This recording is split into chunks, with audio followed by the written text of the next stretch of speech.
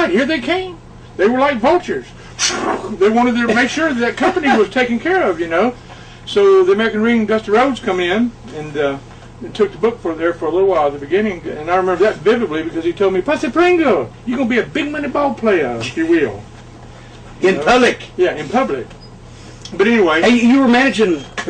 The Pringle, that was the first Pringle dynasty. That's right. The Missing Link, Rick Rude, Barry Horowitz, who was in Jack Hart at the time, calling himself Jack Hart, Rip Oliver, Jody Hamilton as the assassin.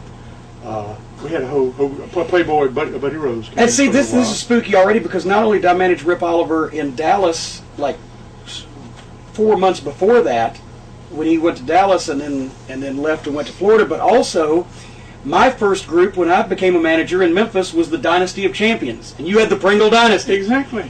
And actually, we probably both stole it off the same thing, the TV show, because Dynasty was hot.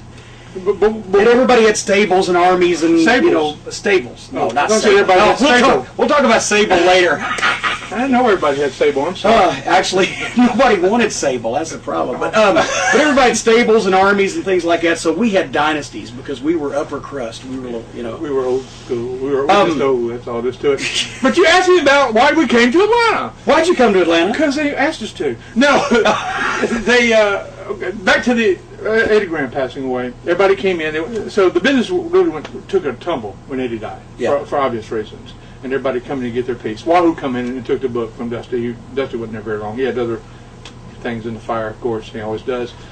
And they wanted to build it up a little bit. And some of the people that were in Atlanta owned a piece of the Florida territory. That's right. So how can we enhance Florida a little bit? Let's bring them up to Atlanta and put them on TBS, which was always one of my dreams. I always wanted to make it to TBS, and here was my chance.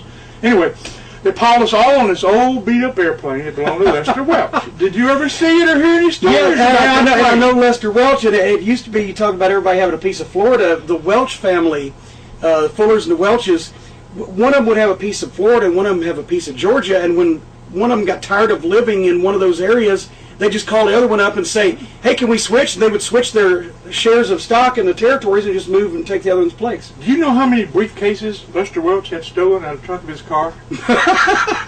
Do you know? Probably I saw the piles of them.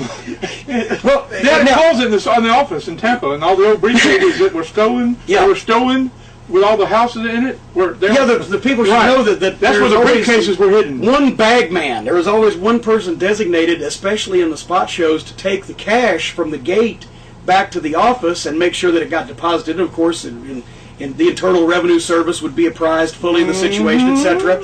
But oftentimes, being as it was back in the old days and the roads were hazardous and treacherous and filled with outlaws and vagabonds and ne'er-do-wells, many times these briefcases would be stolen between the time they left the building and before they got back to the office, and well, the money was just lost because, my God, actually there was more money lost in the wrestling business by stolen briefcases than any other reason except somebody left the back door open.